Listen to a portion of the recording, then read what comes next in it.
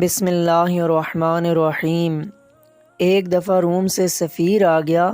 مدینہ میں پہنچ کر پتہ کیا کہ مسلمانوں کا بادشاہ عمر کہاں ہے۔ لوگوں نے کہا وہ تو بیت المال کے اونٹ چرانے جنگل میں گئے ہوئے ہیں۔ روم کا سفیر حیران ہوا کہ وقت کا حاکم ایسا بھی ہوتا ہے کیا؟ عمر فاروق سے کچھ ملکی معاملات پہ بات کرنی تھی۔ سفیر ڈھونڈتے ہوئے ایک درخت کے پاس پہنچا۔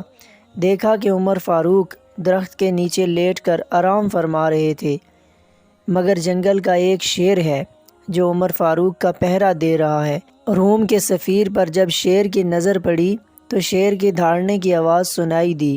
روم کا سفیر چلانے لگا۔ اتنے میں عمر فاروق کی آنکھ کھل گئی۔ پوچھا کیا بات ہے، کیوں چلا رہے ہو؟ سفیر نے کہا واہ عمر، تیری حکمرانی کے جنگل کے شیر بھی تیری ڈیوٹی دے رہے ہیں۔ اس پر عمر فاروق نے ایسا جملہ کہا کہ سونے کی تار سے لکھا جائے پھر بھی کم ہے۔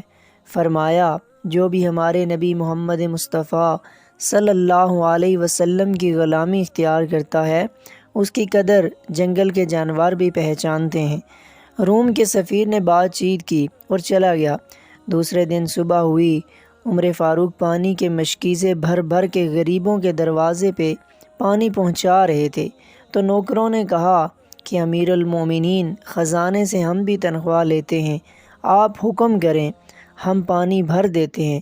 اس پہ عمر فاروق نے کہا برابر، آپ ٹھیک کہہ رہے ہو، مگر کل روم کا سفیر آیا، اس نے میری تھوڑی تعریف کر دی، اس سے میرے نفس میں کچھ اکڑ آ گئی۔ اب غریبوں کا پانی بھر کے اپنے نفس کو سزا دے رہا ہوں کہ عمر تو بادشاہ نہیں، تو غریبوں کا غلام ہے۔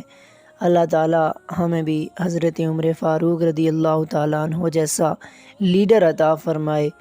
اللہ تعالیٰ ہم سب کو بھی حضرت عمر فاروق رضی اللہ تعالیٰ عنہ کے نقش قدم پر چلنے کی توفیق عطا فرمائے۔